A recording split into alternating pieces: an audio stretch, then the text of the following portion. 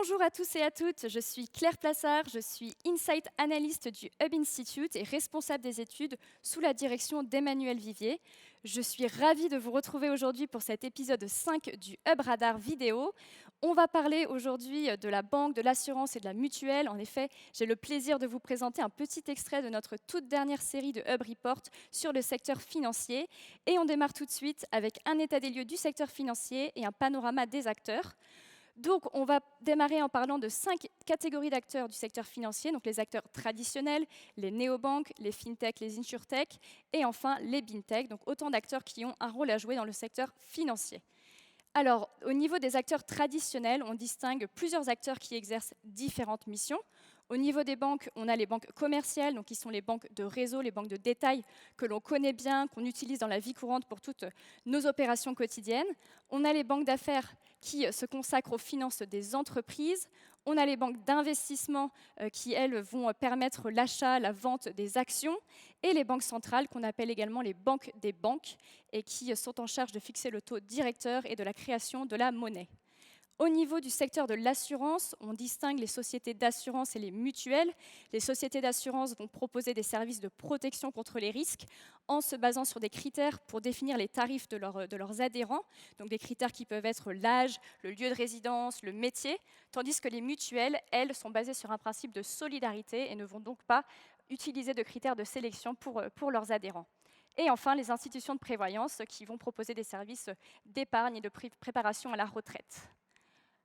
Les néobanques, donc, qui sont indépendantes des banques de détail, donc effectivement, on distingue ici deux acteurs différents, donc les néobanques et les banques en ligne. Les banques en ligne sont adossées aux banques de détail et donc profitent de la licence bancaire de celles-ci pour pouvoir proposer les mêmes services et les mêmes garanties, y compris donc, tous les services de crédit, tandis que les néobanques, elles, qui sont 100% en ligne et qui n'appartiennent pas aux banques de détail, n'ont pas généralement de licence bancaire, au moins dans un premier temps, et ne peuvent donc pas tout de suite proposer de services de crédit. Ça va donc plutôt être des établissements de paiement qui vont être donc centrés sur des services de paiement, et avec souvent des expériences qui sont fluides, qui sont digitales, qui passent beaucoup par les applications mobiles, et qui vont donc séduire une grande partie de la population, et en particulier les millennials, mais pas seulement, puisqu'on constate que le client type des néobanques est un homme citadin de moins de 45 ans et qui appartient aux catégories socio-professionnelles supérieures. Les fintech, alors la fintech, ça provient du mot financial technology, et donc ça désigne en fait toutes les entreprises innovantes qui vont s'appuyer sur la technologie pour proposer des services financiers. Donc on pense notamment à tous les nouveaux moyens de financement, comme le crowdfunding par exemple, ou également voilà, tous les services de transfert de fonds, comme les virements à l'international, ou simplement lorsque l'on souhaite payer son voisin, son collègue, avec du paiement en peer-to-peer.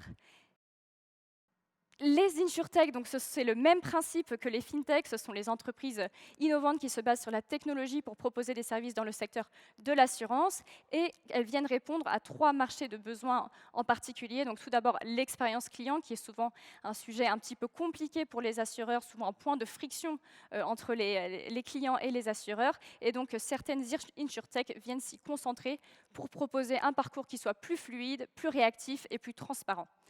Ensuite, on a certains marchés de niche qui sont peu couverts par les services d'assurance traditionnels, comme par exemple les assurances domicile pour des locations à courte durée, ou encore le covoiturage. Donc on a certaines startups, certaines insurtech qui viennent répondre à ce besoin, et parfois même en utilisant de nouveaux critères de couverture qui soient un petit peu plus spécifiques et parfois plus pertinents pour analyser effectivement les risques. Donc comme par exemple se baser sur le nombre de kilomètres parcourus, ou alors sur des indicateurs de conduite dans le cas des assurances automobiles. Dernier acteur donc, du secteur financier, les big tech, qui profitent donc de plusieurs avantages comparatifs en assurance notamment, mais aussi dans le secteur financier. Les big tech sont de plus en plus présentes dans le secteur financier pour proposer des solutions de paiement, notamment grâce à un réseau de données qui est conséquent, une très grande base de consommateurs qui sont facilement accessibles, puisque les big tech sont présents dans notre vie de tous les jours, sur notre portable, à la maison, parfois même au travers d'objets connectés. Donc ces objets connectés qui permettent de récupérer une grande quantité de données qui vont ensuite être précieuses pour prévenir des risques, comme par exemple les risques de santé, de chute, ou alors les risques liés à la maison, comme les fuites ou les accidents domestiques. Et enfin, les big tech donc, profitent d'un avantage qui est très très important, qui est leur très bonne connaissance des logiciels et des différentes technologies telles que par exemple le cloud, l'intelligence artificielle, la blockchain aussi, pour voilà, bien se positionner comme des conseillers dans ce secteur de l'assurance qui est en train de vivre une vraie transformation technologique. Un secteur donc, financier qui subit de plein fouet des disruptions, voilà, on est en train de le voir, et qui nécessite plusieurs transformations.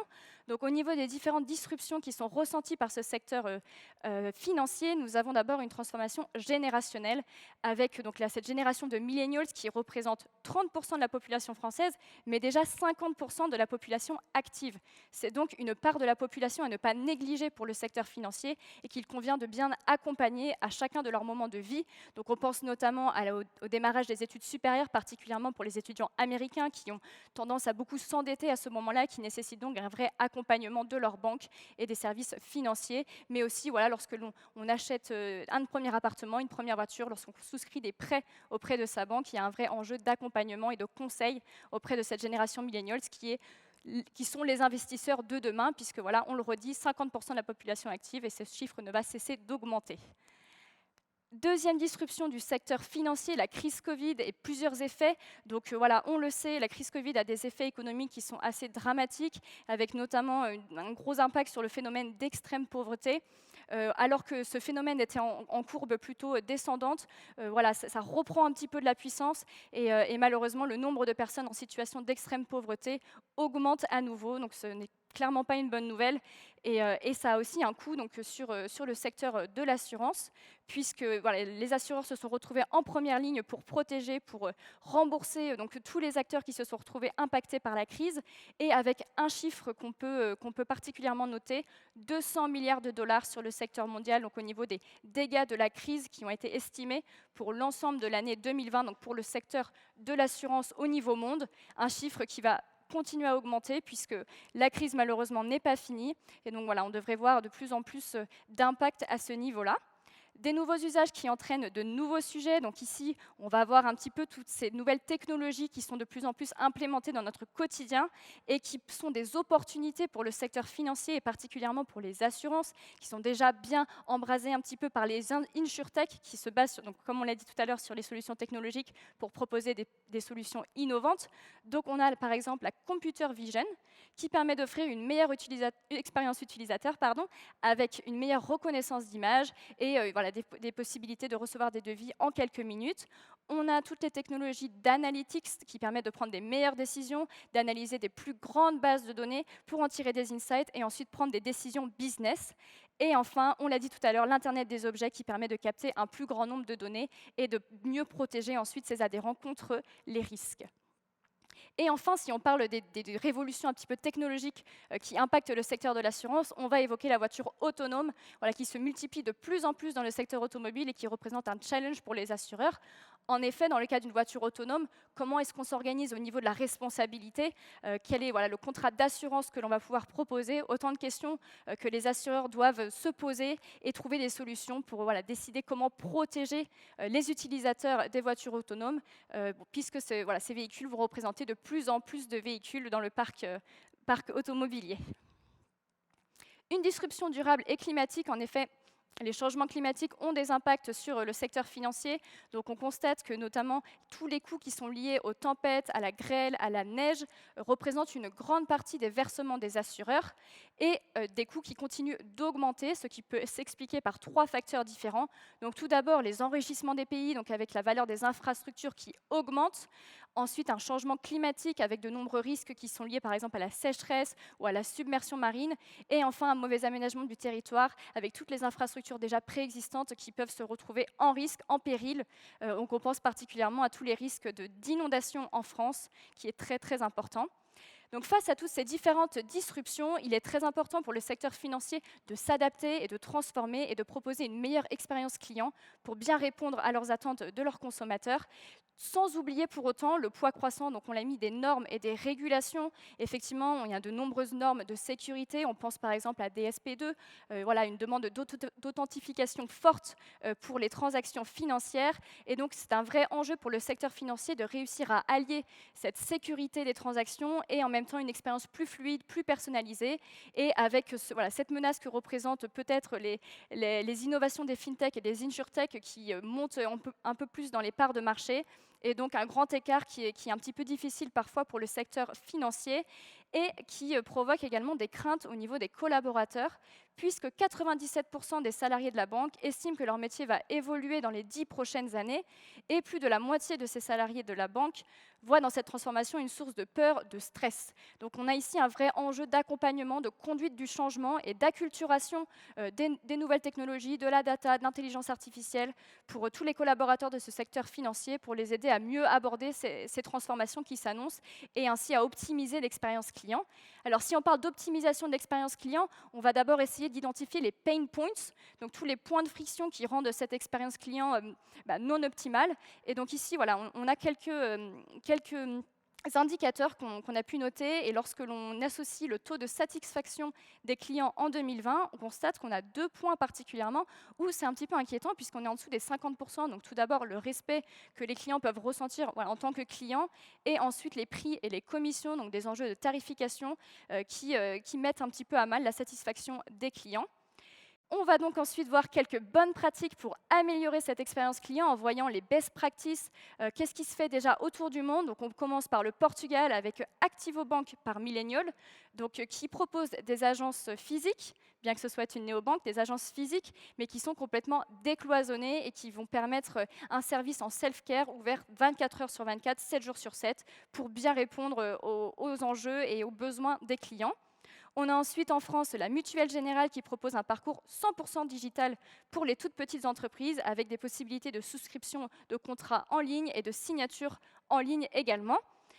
On a la néobanque allemande N26 qui permet une ouverture de compte en moins de 8 minutes. Donc ça se passe sur l'interface mobile, donc soit avec un selfie pour vérifier l'identité ou un appel vidéo avec le conseiller.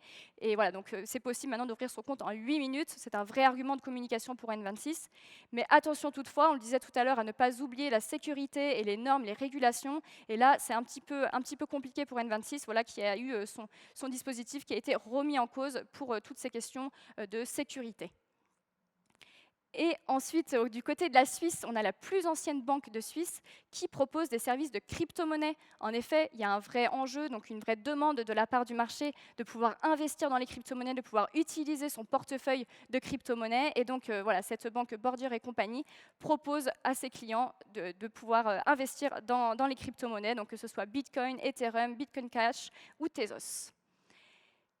En France, on a également donc, cette fintech Pledge qui propose des solutions de paiement instantané, mais également du paiement étalé, du paiement différé, donc pour payer en plusieurs fois, pour payer à la fin du mois lorsqu'on a été payé, par exemple. Donc voilà, autant de solutions qui permettent de mieux s'adapter aux attentes de son consommateur et pour les commerçants d'augmenter peut-être le panier moyen en offrant cette facilité de paiement plus flexible. Et une vraie réussite donc, pour Pledge au niveau européen avec de nombreux marchés qui fonctionnent très très bien et de bons objectifs pour l'année à venir. Et enfin, Venmo, donc, qui appartient à PayPal et qui est spécialisé sur le paiement en peer-to-peer avec le mobile, mais avec également d'autres offres, comme par exemple la possibilité de payer par QR code. Voilà, nous avons donc pu voir rapidement un petit extrait de notre dernière série de Hub Report donc sur le secteur financier. Donc le premier chapitre, Banque, Assurance et Mutuelle, quel futur, est déjà disponible sur la zone membre pour tous les membres de la communauté du Hub Institute. Et le deuxième chapitre ne va pas tarder à sortir. On est en train de le terminer en ce moment même avec toutes les équipes Insight du Hub Institute. Il sera bientôt disponible sur la zone membre pour toutes nos entreprises membres. Voilà, merci à tous. J'étais ravie de participer avec vous à ce dernier épisode du Hub Radar. Et à très bientôt!